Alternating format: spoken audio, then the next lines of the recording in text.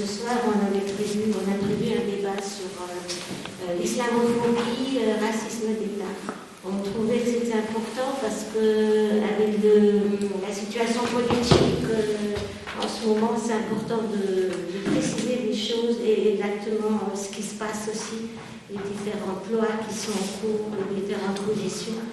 Et c'est important de la plus creuser la tête, de savoir exactement ce qui se passe. Il y a aussi, je voudrais aussi signaler que, en fait, c'est quelque chose qui est global, parce qu'en même temps, les lois islamophobes se sortent là. Il y a aussi toutes les lois sur l'immigration, les migrants. Et là, c'est du même mot, on montre toujours l'étranger, la religion musulmane du doigt. C'est eux les fautifs, c'est eux les envahisseurs, c'est eux qui viennent ici qui viennent ici pour.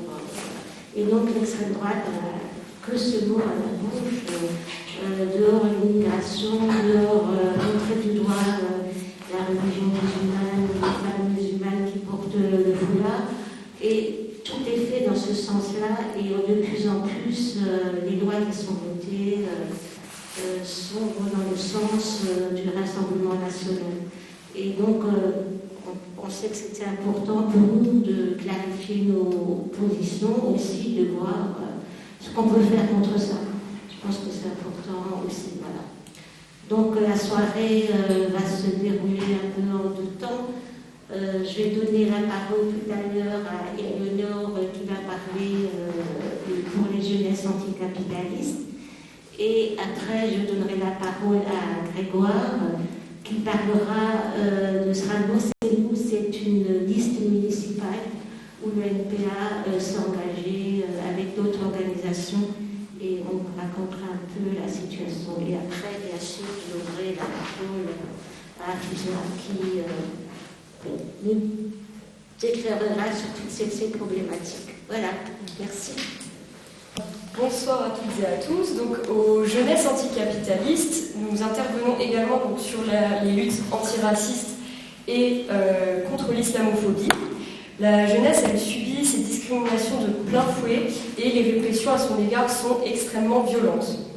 On peut prendre pour exemple le meurtre du jeune Naël en juin 2023 qui a conduit à des révoltes urbaines. Des jeunes qui voulaient se faire entendre quant aux violences policières qu'ils subissent tous les jours se sont retrouvés à faire face à une police ultra-violente, répressive et raciste. Il y a eu plus de 3000 personnes qui ont été arrêtées, dont des mineurs, et certains jeunes ont également écopé de peines de prison ferme. Et ils ne sont pas sortis au bout de 21 jours comme Nicolas Sarkozy. Donc le racisme d'État est partout, et notamment dans les écoles. Sous couvert de laïcité, l'interdiction de l'abaya dans les écoles est une loi islamophobe et raciste. Comme toujours, le gouvernement veut choisir quelle tenue une femme a le droit ou non de porter, et pour une robe trop longue ou trop ample, alors vous, les jeunes filles, sont rappelées à l'ordre. Ces violences sexistes et cette islamophobie doivent cesser. Donc le 25 novembre, c'est la journée contre les violences sexistes et sexuelles faites aux femmes et aux minorisés de genre. Dans nos écoles, dans nos universités, lors d'événements culturels, sportifs ou festifs, les VSS se multiplient. N'oublions jamais qu'être féministe, c'est être internationaliste. Être féministe, c'est également dénoncer l'extrême droite, le fémonationalisme et ses discours racistes.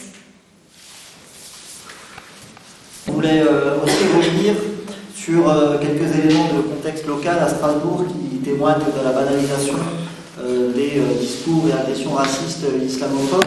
On a vu, par exemple, au mois de mai 2025, une famille endeuillée au nouvel hôpital civil qui a été victime d'une remarque dégradante. Vous avez peut-être suivi les publications ouvertement anti-voile d'une association d'aide aux sans-abri qui s'appelle Strasbourg Action Solidarité. Le harcèlement d'une femme voilée près de l'arrêt de tram Émile Matisse à Strasbourg par quelqu'un qui visiblement est récidiviste selon les témoignages, mais aussi la polémique islamophobe déclenchée par des élus d'opposition municipale quant à une campagne publicitaire à l'occasion de la Journée internationale pour les personnes âgées.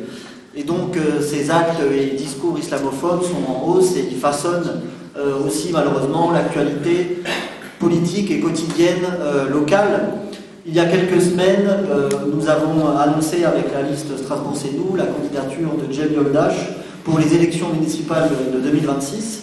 Et plus récemment, nous avons publié des tracts en 4 langues, en français, en arabe, en turc et en alsacien, dans l'objectif de toucher les Strasbourgeois et les Strasbourgeoises dans la langue qu'ils et elles maîtrisent le mieux. On a vu que ces annonces et ces publications, elles ont été suivies d'énormément d'insultes et de menaces racistes, ainsi que des accusations de communautarisme, largement portées, il faut le dire, par l'extrême droite et par Virginie Joron, qui est la candidate du RN aux élections municipales 2026. Donc, on constate d'abord l'effet que provoque l'annonce d'une candidature par une personne non blanche. Et puis, cela démontre aussi que l'islamophobie et le racisme sont d'ores et déjà, malheureusement, des thèmes, des thèmes de la campagne des élections municipales.